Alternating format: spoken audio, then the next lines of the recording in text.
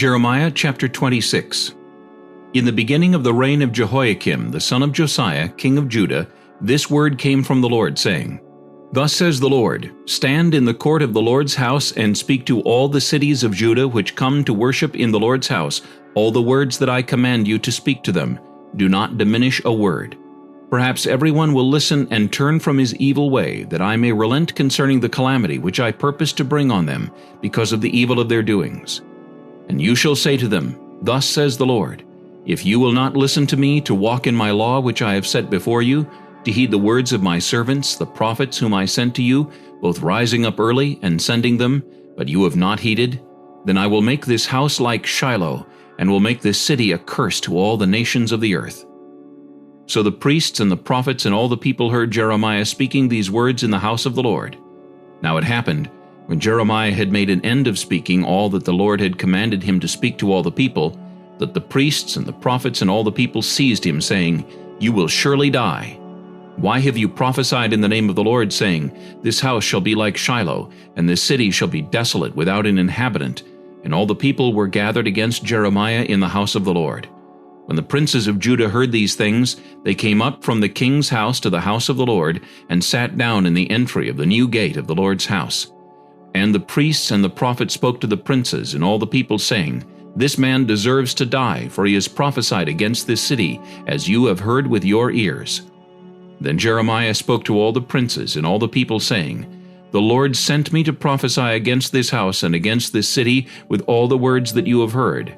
Now therefore amend your ways and your doings, and obey the voice of the Lord your God.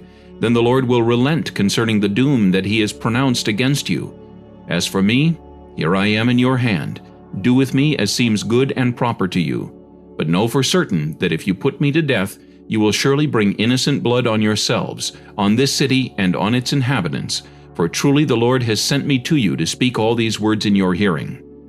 So the princes and all the people said to the priests and the prophets, This man does not deserve to die, for he has spoken to us in the name of the Lord our God.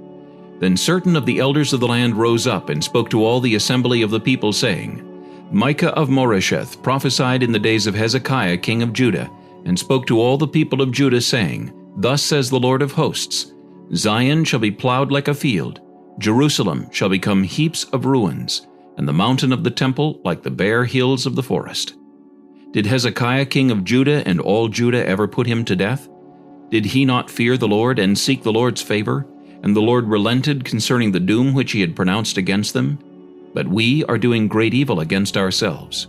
Now there was also a man who prophesied in the name of the Lord, Urijah the son of Shemaiah of Kirjath-Jearim, who prophesied against this city and against this land according to all the words of Jeremiah. And when Jehoiakim the king, with all his mighty men and all the princes heard his words, the king sought to put him to death. But when Urijah heard it, he was afraid and fled and went to Egypt. Then Jehoiakim the king sent men to Egypt, Elnathan the son of Akbar, and other men who went with him to Egypt.